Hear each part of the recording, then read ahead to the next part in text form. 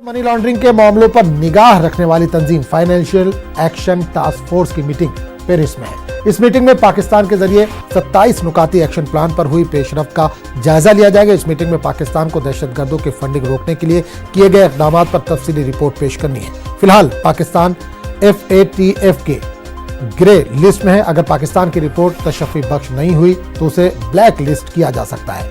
FATF की meeting 21 फरवरी तक जारी रहेगी।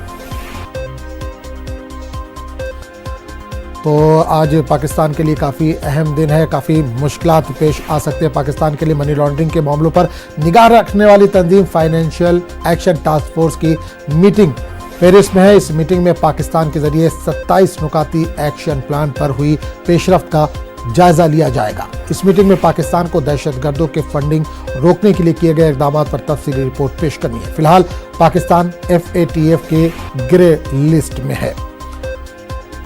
और इस पूरे मामले पर बात करने के लिए हम सीधे रुक करेंगे दिल्ली का, जहां हमारे नुमाइंदे शैलेंद्र वांगू इस वक्त जोड़ हैं। शैलेंद्र, पाकिस्तान के लिए मुश्किलात की घड़ी है। FATF में ग्रे लिस्ट में है, लेकिन ब्लैक लिस्ट में भी जा सकता है पाकिस्तान।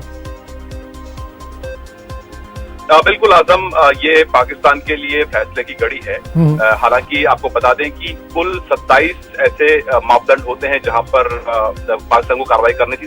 27 पॉइंट्स पाकिस्तान को कार्रवाई करनी थी। पिछली मीटिंग में ये साफ हुआ था कि पाकिस्तान ने 14 पॉइंट्स पर काम कर लिया, लेकिन अभी भी 13 पॉइंट्स पर काम करना बाकी है।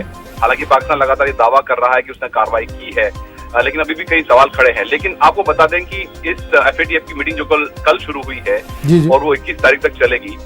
इस मीटिंग में पाकिस्तान को अगर ग्रे लिस्ट से अगर ब्लैक लिस्ट में जाने से बचना हो तो ऐसे में 3 देशों का साथ चाहिए।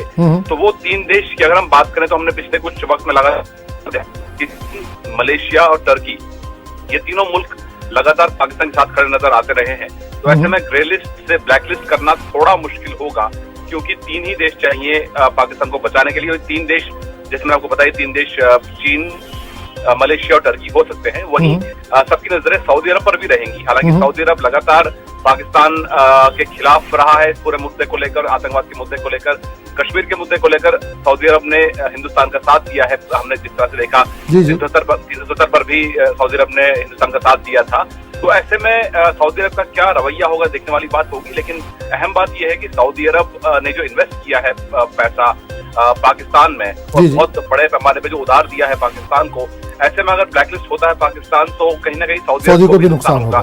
तो जाहिर तौर पर सऊदी अरब का क्या रवैया होगा ये भी देखने वाली बात होगी। लेकिन कुल मिलाकर 21 फरवरी जो ये मीटिंग खत्म होगी उसके बाद ये साफ हो पाएगा कि क्या पाकिस्तान ग्रे लिस्ट में रहता है या ग्रे लिस्ट से भी बाहर आता है या ब्लैकलिस्ट कर दिया जाता है। तो कुल मिलाकर क्योंकि बैकग्राउंड ये मीटिंग रहती है, तो भारत की पूरी कोशिश रहती है कि जो पाकिस्तान ने कार्रवाई नहीं की और लगातार आतंकवाद को बढ़ावा देता रहा है, यहाँ तक कि मसूद अजहर को लेकर भी पाकिस्तान कह रहा है कि उसके पास जानकारी नहीं है कि मसूद अजहर कहाँ है। तो ऐसे में जाहिर तौर पर भारत इन तमाम मुद्दों को इस मीटिंग में उठाने जा रहा है। चलिए शैलेंद्र, बहुत बहुत शुक्रिया इस तमाम जानकारी के लिए।